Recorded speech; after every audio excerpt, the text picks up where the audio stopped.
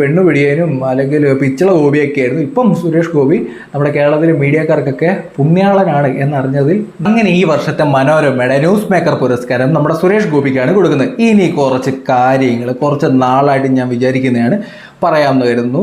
ഈ news maker പുരസ്കാരം പ്രഖ്യാപിച്ചതിന് ശേഷം അഡ്വക്കേറ്റ് ജയശങ്കറല്ലേ പുള്ളിക്കാരൻ സോഷ്യൽ മീഡിയയിൽ ഒരു പോസ്റ്റ് ഇട്ടിട്ടുണ്ട്. ഞാൻ പറഞ്ഞ പോസ്റ്റൊക്കെ വായിക്കാം. ഇനി നമ്മുടെ കേരളത്തിലെ മീഡിയക്കാരെ പറ്റി പറയാനുള്ളത് എന്താ വെച്ചാൽ, എന്തൊക്കെ ബഹളമായിരുന്നു ഇലക്ഷന് മുമ്പ്. മലപ്പുറം കത്തി, ആനവാൽ മോതിരം, അടി ഇടി വെടി എന്നൊക്കെ പറഞ്ഞ് സുരേഷ് ഗോപിയുടെ പേരും പറഞ്ഞ് എന്തെല്ലാം തരത്തിലുള്ള കുത്തിത്തിരിപ്പാണെന്നറിയും ഈ കേരളത്തിലെ മീഡിയക്കാരെ കാട്ടിയത്.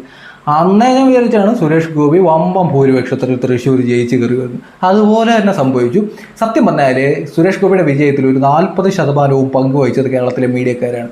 രാവിലെ കൊളസ്ട്രോളിൻ്റെ മരുന്ന് കഴിക്കുന്ന പോലെ കുറേ മീഡിയക്കാർ സുരേഷ് ഗോപിയുടെ പിന്നാലെ ക്യാമറയും തൂക്കി ഒരു മൈക്കും പിടിച്ചുകൊണ്ട് അങ്ങ് പോകും. ഇവിടെ മനുഷ്യനെ സമാധാനം കളയുന്ന പോലെ എവിടെ ചെന്നാലും കുറേ മൈക്കും പിടിച്ചുകൊണ്ട് കുറേ പാർട്ടിക്കാർ. ഇപ്പം ഇതെല്ലാം പാർട്ടിക്കാരാണ്. ഈ മീഡിയയുടെയൊക്കെ മൈക്കും പിടിച്ചുകൊണ്ടിരിക്കുന്നതെല്ലാം പാർട്ടിക്കാരാണ്. ഇവർക്കൊക്കെ രാഷ്ട്രീയക്കാരാണ്. ഏതെങ്കിലും ഒരു പാർട്ടിയുടെ പരിപാടിയായിട്ട് നിൽക്കും, കുറേയൊക്കെ കഴിയുമ്പോൾ മീഡിയയുടെ എന്തെങ്കിലുമൊക്കെ ഒന്ന് പോയി പഠിക്കും, ഓരോ ചാനലും കയറി. ഇവരൊക്കെ പാർട്ടിക്കാരാണ്. ഇവരുടെ രീതി കാണുമ്പോൾ നമുക്ക് മനസ്സിലാവും. ക്യാമറയൊക്കെ പിടിച്ചുകൊണ്ട് സുരേഷ് ഗോപിയുടെ പിന്നാലെ പോയിരുന്നത് ശല്യപ്പെടുത്തിക്കൊണ്ടിരിക്കും. ശല്യപ്പെടുത്തുക എന്ന് പറഞ്ഞാലുണ്ടല്ലോ, ശല്യപ്പെടുത്തിക്കൊണ്ടിരിക്കും. എന്തായാലും ഇങ്ങനെ സുരേഷ് ഗോപിയെ ശല്യപ്പെടുത്തി രാവിലെ ഉച്ചയ്ക്കും വൈകിട്ടും ഒക്കെ ഇരുന്ന് ഓരോ വാർത്തയും കൊടുത്ത്, പിന്നെ ഒരു ചാനലുണ്ട്, 4 എണ്ണം ഇരുന്ന് വട്ടം ചുറ്റിയിരുന്ന് നാട്ടുകാരെ പറ്റി ഉപദേശിക്കുന്ന ഒരു ചാനലുണ്ട്. ഈ ചാനലിനായിരുന്നു മെയിനായിട്ട് സുരേഷ് ഗോപിക്ക് PR വർക്ക് ചെയ്തത്. ഈ ചാനലുകാർക്ക് ഒരു പണി കൊടുക്കാൻ വേണ്ടിയാണെന്ന് തോന്നുന്നു തൃശ്ശൂരിലെ ആൾക്കാർ താമര ചിഹ്നത്തിൽ വോട്ട് ചെയ്തത് എന്ന് ഒരു വിശ്വാസം ഇരിക്കുന്നുണ്ട് കേട്ടോ. കാരണം അമ്മാതിരി കുത്തിരിപ്പാണ് ഈ ചാനൽ ചെയ്തുകൊണ്ടിരിക്കുന്നത്. ഒരു മീഡിയ ഒന്നെന്ന് പറഞ്ഞൊരു ചാനലുണ്ട്. ഇതിനകത്ത് കുറേ ടീമുണ്ട്. ഇവർ പറയുന്നതെല്ലാം മതേതരത്വമാണെന്നുള്ള രീതിയിൽ ഇവർ പറയുന്നു. കേൾക്കുമ്പം നമുക്ക് മനസ്സിലാവും ഇവരെന്തൊക്കെ ഈ പറഞ്ഞു വെക്കുന്നത്. എന്തായാലും ഇവർക്കൊക്കെ ഒരു പണി കൊടുക്കാൻ വേണ്ടി തൃശ്ശൂരിൽ ആൾക്കാർ കൊണ്ടുപോയിട്ട് സുരേഷ് ഗോപിക്കിട്ട് നല്ല രീതിയിൽ താമര ചിഹ്നത്തിൽ വോട്ട് കുത്തി പുള്ളിക്കൻ 70,000 വോട്ടിൻ്റെ ഭൂരിപക്ഷത്തിലാണ് കേരളത്തിൽ ജയിച്ചത്. ഇതിൻ്റെ ഒരു പ്രധാനപ്പെട്ട പങ്ക് ക്രെഡിറ്റ് കൊടുക്കേണ്ടത് കേരളത്തിലെ മീഡിയക്കാരൻ. ജയിച്ചു കഴിഞ്ഞപ്പോൾ ഇപ്പോൾ ന്യൂസ് മേക്കറായി, ബഹളമായി, സുരേഷ് ഗോപി വാവ് വണ്ടർഫുള്ളായി. ഇതിനു മുമ്പ് ഒരു മനുഷ്യനെ ദ്രോഹിക്കാൻ പറ്റുന്ന അത്രയും ദ്രോഹിച്ച ടീമുകൾ ഇപ്പം വന്നിരുന്നു. വാ സുരേഷ് ഗോപി സൂപ്പർ എന്നൊക്കെ പറയാൻ തുടങ്ങിയിട്ടുണ്ട്. എന്നാൽ ഈ പ്രാവശ്യത്തെ ന്യൂസ് മേക്കർ പുരസ്കാരത്തിൽ വന്ന പേരുകൾ PV അൻവറുണ്ട്, ഷാഫി പറമ്പിലുണ്ട്, പിന്നെ നമ്മുടെ ശ്രീജേഷ് ഉണ്ട്, സുരേഷ് ഗോപി ഉണ്ട്. ഇതിനകത്ത് സുരേഷ് ഗോപിയാണ് തിരഞ്ഞെടുത്തിരിക്കുന്നത്. ഇനി കുറച്ച് കാര്യങ്ങൾ ഞാൻ പറഞ്ഞുതരാം. കഴിഞ്ഞ ഒരു വർഷമായിട്ട് സുരേഷ് ഗോപിയുടെ കാര്യം നിങ്ങൾ ശ്രദ്ധിച്ചിട്ടുണ്ടോ? സുരേഷ് ഗോപി BJP മെമ്പറാണ്.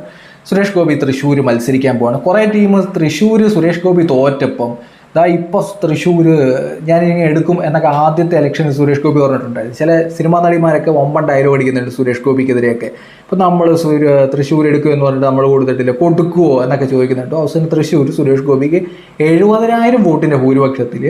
അവിടെ ഇതുവരെ താമര ചിഹ്നത്തിൽ ഒരാൾ ജയിച്ചിട്ടില്ല. മലയാളികളായിട്ടുള്ള ആൾക്കാർ താമര ചിഹ്നത്തിൽ വോട്ട് ചെയ്തിട്ട് സുരേഷ് ഗോപിയെ തൃശ്ശൂർ വിജയിപ്പിക്കുകയെന്ന് നമ്മൾ കണ്ടതാണ്. ഇനി ഇത് മാത്രമാണോ? ഇതിനകത്ത് വലിയ കോമഡി ഞാൻ പറഞ്ഞുതരാം. ഈ തൃശ്ശൂരിലെ ഇലക്ഷനൊക്കെ മുമ്പ് ഒരു മാധ്യമ പ്രവർത്തകരുടെ തോളത്ത് സുരേഷ് ഗോപി കൈവച്ചു എന്നൊക്കെ പറഞ്ഞ് എന്ത് ബഹളമായിരുന്നറിയാം കേരളത്തിൽ സംഭവിച്ചത്. ഇപ്പോൾ തെറ്റാ, ഒരാളുടെ ശരീരത്തിൽ അനുവാദം കൂടാതെ തൊടുന്നത് തെറ്റാ. എനിക്ക് ആ കാര്യത്തിൽ എതിരഭിപ്രായമൊന്നുമില്ല. ഞാൻ പറഞ്ഞിട്ടുണ്ടായിരുന്നു ആ വിഷയത്തിൽ നമ്മൾ മാധ്യമ പ്രവർത്തകരുടെ ഒപ്പമാണ്. ഒരാൾ അനുവാദം കൂടാതെ ഇപ്പം ആണോ പെണ്ണോ ആയോട്ടെ ആരുടെയെങ്കിലും ശരീരത്തിൽ തൊടുന്നത് തെറ്റാ. ആ കാര്യത്തിൽ എനിക്ക് എതിരഭിപ്രായം തരും. പക്ഷേ സുരേഷ് ഗോപി ആ വിഷയത്തിൽ പബ്ലിക്കായിട്ട് മാപ്പ് പറഞ്ഞതിന് ശേഷം അല്ലാതെ പീഡനമാണെന്നുള്ള രീതിയിലൊക്കെ പറയുന്നതിനോടും നമ്മൾ യോജിക്കുന്നില്ല. നമ്മൾ ഉച്ചയ്ക്ക് നല്ല ചോറും മീൻകറിയൊക്കെ കൂട്ടി കഴിക്കുന്ന ഒരു മലയാളിയാണ് നമ്മളൊക്കെ. ഇതൊക്കെ കാണുമ്പോൾ എല്ലാവർക്കും മനസ്സിലാവും. പിന്നെ സുരേഷ് ഗോപി എന്ന് പറയുന്നത് ഇന്നലെ രാഷ്ട്രീയത്തിൽ വന്നിട്ട് ഇന്ന് രാവിലെ ഇലക്ഷൻ ചെയ്യുന്ന ആളൊന്നുമല്ല. വർഷങ്ങളായിട്ട് സുരേഷ് ഗോപിയെ മലയാളികൾക്കറിയാം. സുരേഷ് ഗോപിയും സുരേഷ് ഗോപിയുടെ വൈഫും എങ്ങനെയാണ് പെരുമാറുന്നത് പബ്ലിക്കായിട്ട് മലയാളികൾ കണ്ടിട്ടുള്ളതാണ്. സുരേഷ് ഗോപിയുടെ സ്വഭാവമൊക്കെ മലയാളികൾക്കറിയാം. സുരേഷ് ഗോപി സംസാരിക്കുന്നതൊക്കെ ശരിയാണ്, പക്ഷേ പുള്ളിക്കാരൻ ഡീസൻ്റ് ആണെന്ന് മലയാളികൾക്കറിയാം. അങ്ങനെ ആ ഒരാളെ പറ്റിയൊക്കെ പീഡനമാണ്, നമ്മളെ പീഡിപ്പിക്കാൻ ശ്രമിച്ചു എന്നൊക്കെ പറഞ്ഞു കഴിഞ്ഞാൽ ചിന്തിക്കാൻ ശേഷിയുള്ള ചില മലയാളികളെങ്കിലും നമ്മൾ ഈ വിഷയത്തിൽ ചിന്തിക്കുകയും അങ്ങനെ വേണ്ട എന്നുള്ള രീതിയിൽ ചിലപ്പം താമര ചിഹ്നത്തിൽ ഒരു വോട്ട് സുരേഷ് ഗോപിക്ക് തൃശ്ശൂർ കിട്ടാൻ സാധ്യതയുണ്ടായിരുന്നു. ഇനി അടുത്തത് സുരേഷ് ഗോപിയുടെ മകളുടെ കല്യാണം. സുരേഷ് ഗോപിയുടെ മകളുടെ കല്യാണം പുള്ളി വൈഫും കുട്ടികളൊക്കെ ആയിട്ട് തൃശ്ശൂരിലുള്ള ഒരു ക്രിസ്ത്യൻ ചർച്ചിൽ വരുന്നു. ലൂർദ് മാതാ പള്ളിയാണോ, എനിക്ക് ആ പേര് വിട്ടുപോയി. ഇത്രയൊരു പള്ളി വന്നിട്ട് ഒരു കിരീടം കൊടുക്കുന്നു. സുരേഷ് ഗോപിയുടെ താല്പര്യമാണ് തൃശ്ശൂർ കൊടുക്കണോ, പാലക്കാട് കൊടുക്കണോ, അങ്കമാലിക്ക് കൊടുക്കണോ, അമേരിക്കയ്ക്ക് കൊടുക്കണോ, എവിടെ കൊടുക്കണമെന്ന് സുരേഷ് ഗോപിയും കുടുംബവും തീരുമാനിക്കും. പള്ളിക്കാർക്കും ഇല്ല പ്രശ്നം, സുരേഷ് ഗോപിക്കും ഇല്ല. ഇതിൻ്റെ നടുക്കിരിക്കുന്ന കുറേ മാധ്യമപ്രവർത്തകർ വന്നിട്ട് ഇത് പിച്ചളയാണ് ചെമ്പാണെന്നൊക്കെ പറഞ്ഞ് ഡയലോഗ് അടിക്കുന്നത്. സംഭവം വിവരക്കേടാണ്. സത്യം പറഞ്ഞാൽ ഇതൊക്കെ മാധ്യമ പ്രവർത്തനമാണോ എന്ന് ചോദിച്ചാൽ അല്ല, അതിന് വേറെ വാക്കൊക്കെ പറയേണ്ടതാണ്. എന്നാലും അതൊരു ചർച്ചയൊക്കെ ആക്കുന്നുണ്ട്. ഇത് ചെമ്പാണ്, പിച്ചളയാണ്, മാതാവിന് കൊടുത്ത് പറ്റിച്ചു എന്നൊക്കെ പറഞ്ഞിട്ട് അടിക്കുന്ന കേട്ടു ഡയലോഗ്. അന്നും എൻ്റെ മനസ്സിൽ വന്നൊരു കാര്യമുണ്ട്, പള്ളിക്കാർക്കും ഇല്ലാത്ത സുരേഷ് ഗോപിക്കും ഇല്ലാത്ത എന്ത് ബുദ്ധിമുട്ടാണ് കേരളത്തിലെ മീഡിയക്കാർക്ക് എന്ന് എനിക്കന്ന് തോന്നിയായിരുന്നു. എനിക്ക് കൃത്യമായിട്ട് തോന്നിയതാണ് അല്ലേ. അന്ന് ക്രിസ്ത്യൻസ് ആയിട്ടുള്ള ആൾക്കാർക്കും കോണ്ടന്റ് ഉണ്ട്. കാരണം നമ്മുടെ പള്ളിയിൽ ഒരു സാധനം സുരേഷ് ഗോപിയും ഫാമിലിയായിട്ട് തരുന്നു. അന്ന് പള്ളിയിലെ കമ്മിറ്റി മാറാൻ നേരത്ത് ചിലപ്പോൾ അവർക്ക് കണക്കിന് വേണ്ടി ഇത് എത്രയാണോ തിട്ടപ്പെടുത്തി വെക്കണം എന്നുള്ള രീതിയിലൊരു കമ്മിറ്റിയിലൊരു അഭിപ്രായം വന്നു. അത് ചെമ്പാണോ പിച്ചളയാണോ എന്ന് ഈ ഒരു സമയം പോലും പള്ളിക്കാരെവിടെയും പറഞ്ഞിട്ടില്ല. ചെമ്പാണെന്ന് പറഞ്ഞോ ഇല്ല, പിച്ചളയാണെന്ന് പറഞ്ഞോ ഇല്ല. അങ്ങനെ ഒരു കമൻറ്റ് പോലും പള്ളിക്കാർക്കില്ലാത്ത ബുദ്ധിമുട്ടായിരുന്നു കേരളത്തിലെ മീഡിയക്കാർക്ക്. എന്തൊക്കെ ബഹളമായിരുന്നു. മലപ്പുറം കത്തി. അവസാനം എന്തു പറ്റി? ക്രിസ്ത്യൻസ് ആയിട്ടുള്ള ആൾക്കാർ ഒഴുകി വന്ന് താമര ചിഹ്നത്തിൽ വോട്ട് കൊടുത്തു. പിന്നെ ഈ നമ്മുടെ ജയശങ്കർ വക്കീൽ സോഷ്യൽ മീഡിയയിൽ ഇട്ടൊരു പോസ്റ്റ് ഉണ്ട്, ഞാൻ ജസ്റ്റ് അത് വായിച്ച് കേൾപ്പിച്ചു തരാം.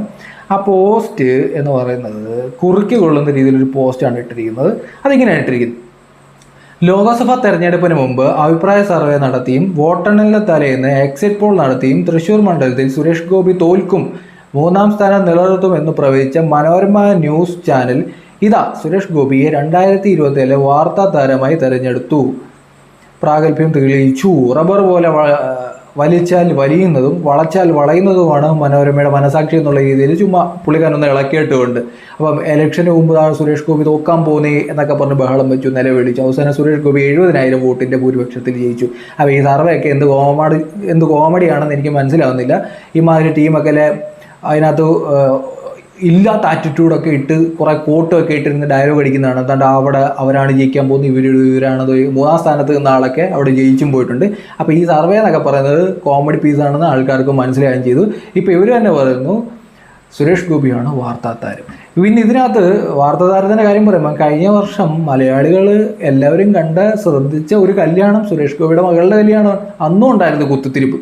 നരേന്ദ്രമോദി എന്ന് പറഞ്ഞ ഇന്ത്യയുടെ പ്രധാനമന്ത്രി സുരേഷ് ഗോപിയുടെ മകളുടെ കല്യാണത്തിന് വരുന്നു. വലിയ കാര്യമല്ലേ ഇന്ത്യയുടെ പ്രധാനമന്ത്രി ഒരു കല്യാണത്തിന് വരുന്നു. അന്ന് കുറേ ആൾക്കാരെന്ന് പറയുന്നുണ്ട് ഗുരുവായൂർ അമ്പലത്തിൽ ബാക്കിയുള്ള ആൾക്കാരുടെ കല്യാണം മുടക്കിയിട്ടാണ് സുരേഷ് ഗോപി ഇതാ കല്യാണം നടത്തുന്നത് എന്നുള്ള രീതിയിൽ. അന്ന് തന്നെ ബാക്കിയുള്ള മീഡിയക്കകത്തൊക്കെ വന്നിട്ടുണ്ടായിരുന്നു. സുരേഷ് ഗോപിയുടെ മകളുടെ കല്യാണം നടക്കുന്ന ദിവസം കല്യാണം നടക്കേണ്ട ആൾക്കാർ പറയുന്ന കാര്യങ്ങളുണ്ട്. അവർക്കൊന്നും ഒരു ബുദ്ധിമുട്ടും ഉണ്ടായില്ല. പ്രധാനമന്ത്രി വരുന്നുണ്ട്, സുരക്ഷയുടെ ഭാഗമായിട്ട് ആളുകളുടെ എണ്ണം കുറയ്ക്കേണ്ടി വന്നിട്ടുണ്ട്. പക്ഷേ കല്യാണത്തിനൊന്നും ഒരു ബുദ്ധിമുട്ടും ഉണ്ടായിട്ടില്ല. അവർ കല്യാണം കഴിഞ്ഞ് സുഖമായിട്ട് പോയിട്ടുണ്ടായിരുന്നു. അപ്പോഴും പ്രശ്നം മീഡിയക്കാർക്കായിരുന്നു. വെറുതെ രാവിലെ തൊട്ട് വൈകിട്ട് വരുന്ന കുത്തിത്തിരിപ്പുണ്ടായി, കുറേ മൈക്കും കൊമ്പും ഒക്കെ ആയിട്ട് സുരേഷ് ഗോപിയുടെ പിന്നാലെ ഓടും. ആവശ്യമില്ലാത്തതൊക്കെ ഇപ്പോൾ ഓരോ ഡയലോഗ് വയ്ക്കും. തിരിച്ച് സുരേഷ് ഗോപി എന്തെങ്കിലുമൊക്കെ തിരിച്ചു പറയും. അപ്പോഴത്തേക്ക് വിവാദം ഉണ്ടാക്കും. പിന്നെ സുരേഷ് ഗോപിയെ പെണ്ണുപിടിയാനാണെന്ന രീതിയിൽ ഡയലോഗ് അടിക്കാൻ ശ്രമിച്ചു. അത് മലയാളികൾ ഒന്നടക്കം നിന്ന് തേച്ചൊട്ടിച്ചൊക്കെ കൊടുത്തു. ഈ പള്ളിയിൽ മാതാവിന് കൊടുത്ത കിരീടത്തിലായിരുന്നു ബാക്കി പിടി. ചെമ്പ് ഗോപി, വിച്ചള ഗോപി എന്നൊക്കെ ഡയലോഗ് അടിച്ച് അവസാനം എന്തായി? സുരേഷ് ഗോപി പാട്ടും പാടി ജയിച്ചു. ഇപ്പോൾ കേരളത്തിൽ നോക്കുക, 20 മണ്ഡലങ്ങളിൽ തൃശ്ശൂർക്കാർ കൃത്യമായ രീതിയിൽ ആളെ തിരഞ്ഞെടുത്ത് അയച്ചിട്ടുണ്ട്. പുള്ളിക്കാരൻ കേന്ദ്രമന്ത്രിയാണ്. എനിക്ക് എത്ര ആലോചിച്ചിട്ടും മനസ്സിലാത്തൊരു കാര്യമുണ്ട്. ഈ കേരളത്തിലെ ബാക്കിയുള്ള മണ്ഡലങ്ങളൊക്കെ എടുത്ത് നോക്കണം. ഇവരൊക്കെ ഈ രാഹുൽ ഗാന്ധി ജയിക്കും, പ്രധാനമന്ത്രിയാന്നൊക്കെ വിശ്വസിച്ച് വോട്ട് ചെയ്തല്ലോ എന്ന് ആലോചിക്കാൻ നേരത്തെ എനിക്ക് കോമഡി തോന്നുന്നത്.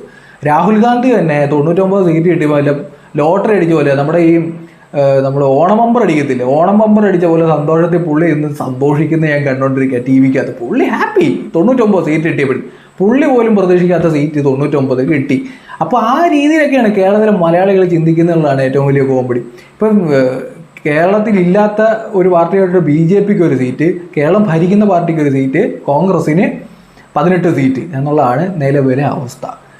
ഇങ്ങനെയൊക്കെയാണ് ഇവരുടെ ശക്തിയായിട്ട് കേരളത്തിൽ നിൽക്കുന്നത്. കേരളം ഭരിക്കുന്നവരും കേന്ദ്രം ഭരിക്കുന്നവർക്കും ഓരോരോ സീറ്റ് എന്നുള്ളതാണ്. അപ്പോൾ എന്തായാലും സുരേഷ് ഗോപി ന്യൂസ് മേക്കറായി തിരഞ്ഞെടുത്തിട്ടുണ്ട്. നമ്മുടെ കേരളത്തിലെ മാധ്യമങ്ങൾ കഴിഞ്ഞ എലക്ഷൻ റിസൾട്ട് വരുന്നതിന് മുമ്പ് വരെ സുരേഷ് ഗോപി വളരെ മോശപ്പെട്ട ഒരാളും 3ാം സ്ഥാനത്തും അല്ലെങ്കിൽ പെണ്ണുപിടിയനും അല്ലെങ്കിൽ പിച്ചള ഗോപിയൊക്കെ ആയിരുന്നു. ഇപ്പം സുരേഷ് ഗോപി നമ്മുടെ കേരളത്തിലെ മീഡിയക്കാർക്കൊക്കെ പുണ്യാളനാണ് എന്നറിഞ്ഞതിൽ നല്ല സന്തോഷമുണ്ട്. എന്തായാലും നമ്മൾ അന്നൊന്നും പറഞ്ഞിട്ടുണ്ട് സുരേഷ് ഗോപി കിടലൻ ടീമാണ്.